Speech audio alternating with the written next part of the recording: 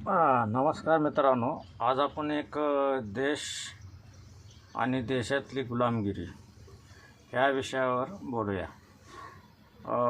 मी शिवशाही परहार मावळा.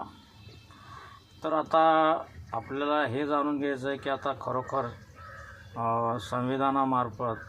संविधानाच्या हिशोबाने किंवा शिवाजी महाराजांनी केलेल्या लढाया किंवा कर्तृत्व किंवा काय त्यांनी जे आज पराक्रम घडवल्यात, तो महाराष्ट्र आपल्याला जिवंत ठेवायचा आहे का नाही.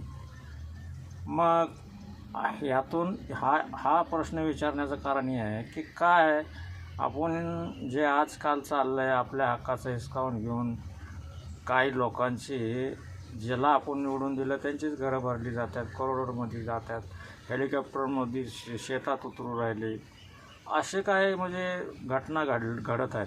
तर आम्ही काही लोकांनी याच्यावर सर्च केला आणि याच्यावर उपाय काय करावा लागेल की काय आम्हाला ह्यांना रोखता येतं का. तर हो, शक्य आहे ते रोखता येतं. आणि ते केव्हा होऊ शकतं की सगळ्या जेवढ्या जे धार्मिक म्हणून काम करत आहेत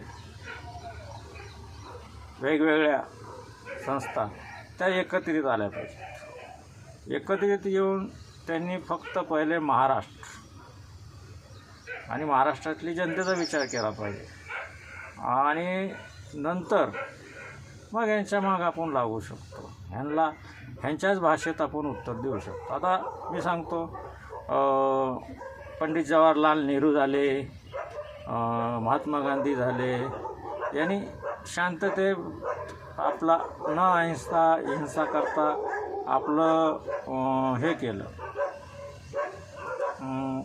देश स्वतंत्र करून दिला. त्यात मौलाना आझाद होते, त्यात सुभाषचंद्र बोस होते, त्यात पंडित जवाहरलाल नेहरू होते, वल्लभभाई पटेल होते, असे बरेचसे होतात नव्हते. पण का आज म्हणजे ह्या लोकांनी परक्यांशी सुद्धा हिंसा केली नाही. तर आपली जी आपल्या मतावर निवडून आलेली लोक आपल्याच विरोधात अन्याय करत असत, तर मग महात्मा गांधी यांचा पावलावर पाऊल ठेवायची गरज आहे का आपल्याला.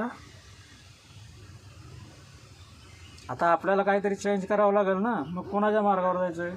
मग आता आपल्याला बाबासाहेब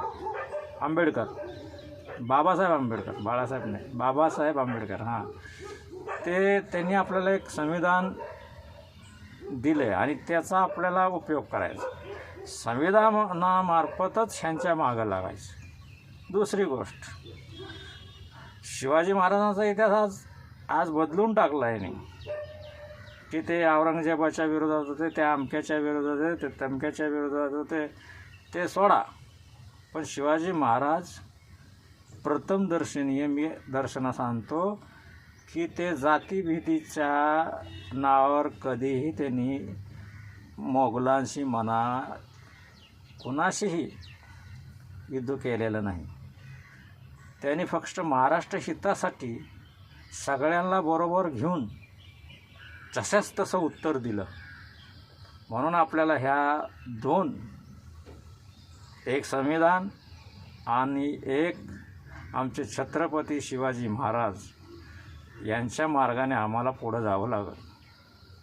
आता पुढं जावं लागेल म्हणजे काय, त्यांच्याच मार्गाने पुढं गेलो तर सर्वजण मिळून, जसं त्यांनी सगळ्यांना घेऊन सर्व समाजांना घेऊन जे काय कार्य केले आज आपल्यासमोर आहे आणि त्याचा आदर्श ठेवून हे त्यांचे वंशज काय करणार नाहीत. मी याच्या अगोदरच्या व्हिडिओमध्ये बोललो, ते काही करणार नाहीत. हे सगळे सत्ता भोगण्यासाठी आणि पैसे लुटण्यासाठी बसलेले आहेत. बरं असू द्या, पण आता आपल्याला ह्यातून एकच मार्ग उरतो, तो म्हणजे आपल्याला ह्यांना, आपण 1000ची नोट घेतो पण आपल्या 1000च्या नोटामागं हे कमीत कमी 2 लाखाचं तरी आपल्याला नुकसान करतात. तो 1000 मागं ते कसं तर ते पण मी एखाद दिवशी आपल्याला पटवून देईन. आता काय जास्त मी बोलत नाही, जे मुद्द्याचं आहे तेच बोलतो. तर मग आमच्या काय अशा बैठकी झाल्या की काय याच्यावर रोखता येतं का ह्यांना, भ्रष्टाचारांना, तर रोखता येतं. हो, ते कसं ह्या निवडून येणाऱ्या लोकांच्या पाठीमागं किती गुंड असतात, मी म्हणतो 1000 असतो.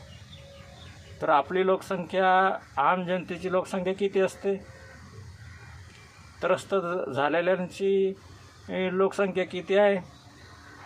मग का आपण त्या लोकांना भ्यायचं, भीती आपल्या मनात बिलकुल बाळगायची नाही. आणि डोळ्याला डोळे घालून या ज्या बसलेल्या सरकार असो, विरोधात असो, किंवा खुर्चीवर बसलेले असू द्यात, या तुमचे ते आपले नौकर आहेत, आपण त्यांना निवडून दिलेलं आहे.